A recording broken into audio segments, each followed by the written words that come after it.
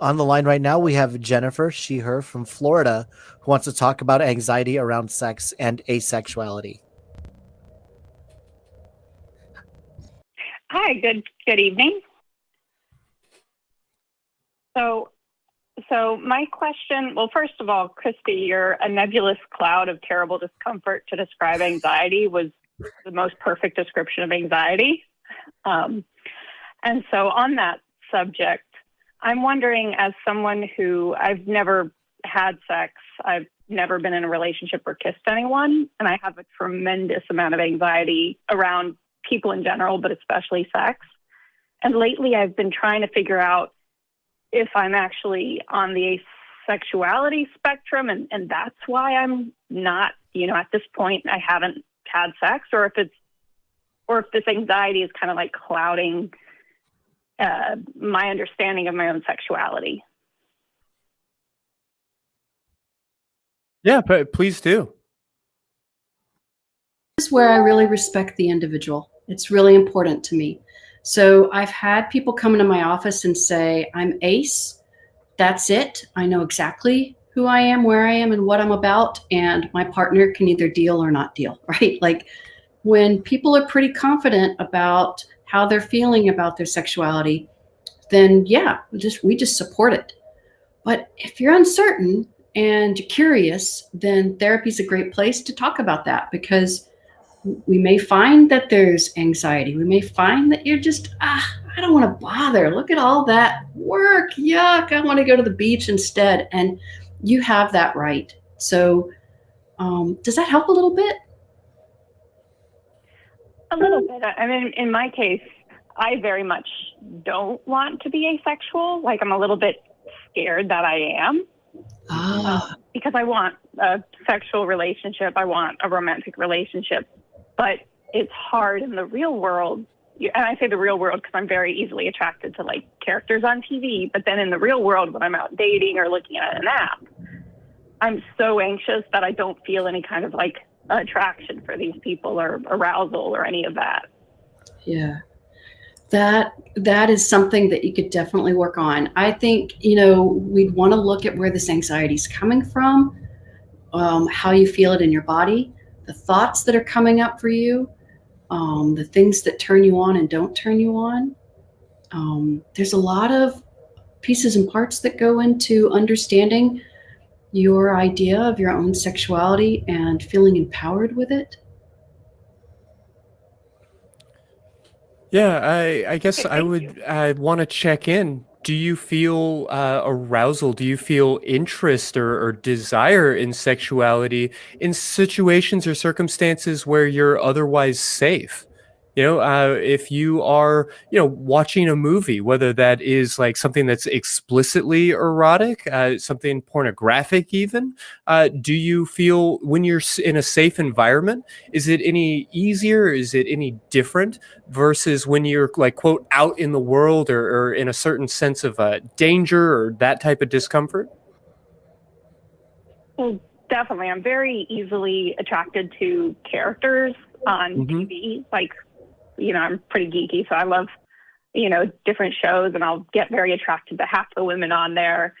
Sure. Fan fiction, kinky fan fiction, stuff like that. I'm very easily aroused and attracted to. Jasmine from Aladdin taught me a whole lot about myself at a very, very young age. So I absolutely hear where you're coming from. And to be clear, it is not anybody else's job or business to look you in the eye and tell you that you are asexual or gray speck or anything else. That's not a question that you're ever going to be able to really answer until you just sort of decide, no, I feel certain about this. And that's what we're going to listen to. But if you're telling me that that's not the place where you're at right now, and that level of certainty hasn't been achieved, my hunch from everything that you're saying is that this is really more of a question of anxiety. And so finding ways that you can indulge your sexuality that help you to feel safe might make sex itself feel a little bit less dangerous. And I really, really like to encourage folks to enjoy things like erotic literature or erotic audio in situations like this. If hardcore dungeon sexy sex pornography is kind of squiggy or is a little bit too close to the type of sex that makes you uncomfortable, then perhaps explore in some of these other ways that feel safer. But it may also be the case that, as we were talking earlier, that your sexuality is just being kind of interfered with or hampered by anxiety that has nothing to do with sex itself. And that's totally coming from the social anxiety of, will anybody ever love me? Will I ever find the right partner? Or even just, I really, really hate my job and I'm stressed out about money, so sex feels kind of gross and icky and unnecessary right now. All of that is super valid.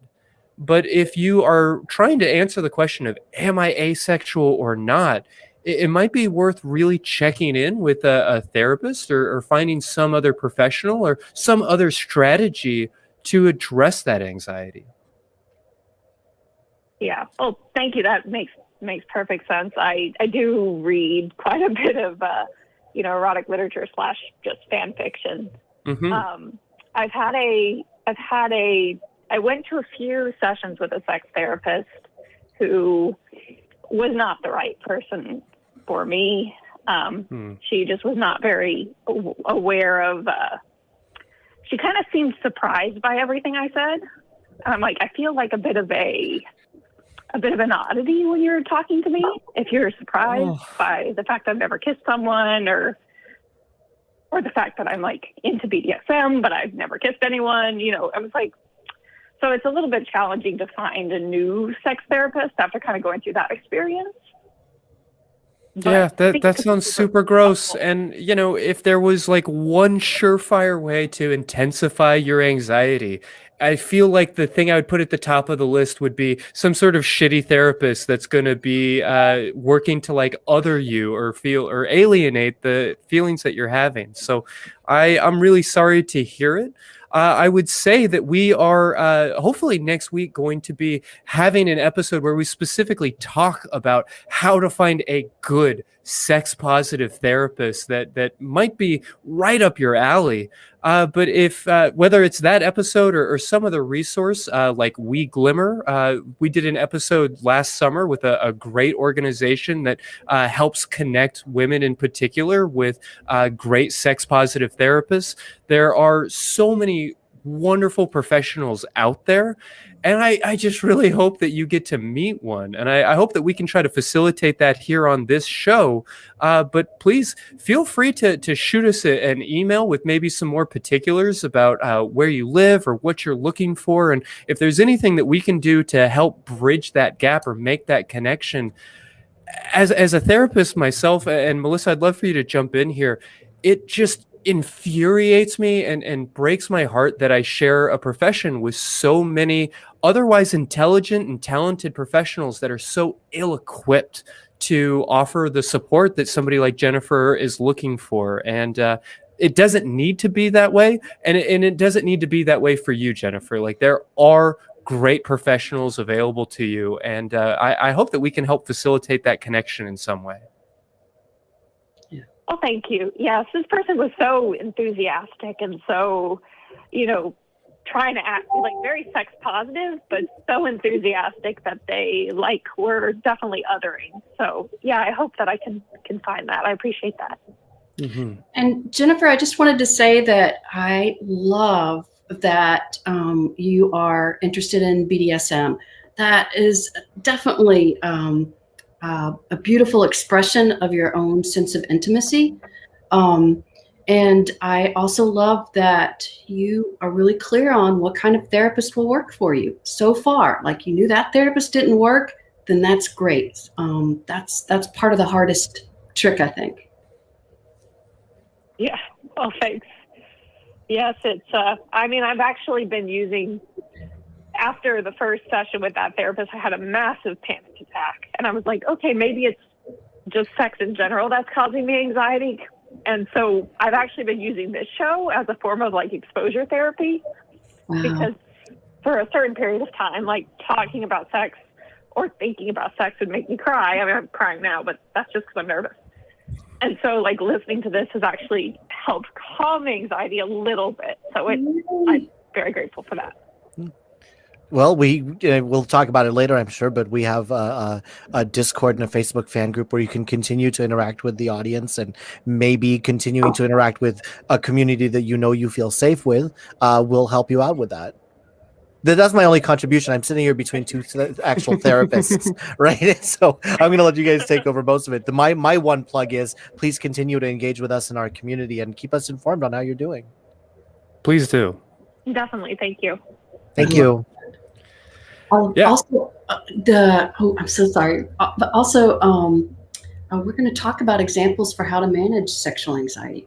Right? Mm-hmm. Yeah, we're time going to jump into that here in just a second. Yeah, Puck, I definitely want to turn it over to you and let you grab another call. But I guess I just wanted to say very quickly, very personally, maybe even a little bit selfishly, that when the ACA reached out to me about the possibility of maybe doing a show like this, the thing that was in my head was thinking about how incredibly uncomfortable sex made me in coming from religion, and how it was specifically listening to podcasts that I've called out on the show a number of times, things like Savage Lovecast and a handful of others, and how that really, really helped me to get comfortable. Just being exposed week after week for an hour to all kinds of different types of sexuality that I had never even conceived of, and how initially there was a lot of things that made me go, ugh, and there was a lot of things I was uncomfortable with. But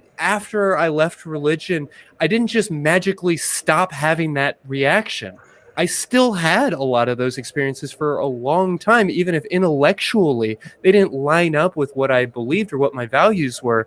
And it was listening to that podcast each and every week that really helped me to feel more comfortable.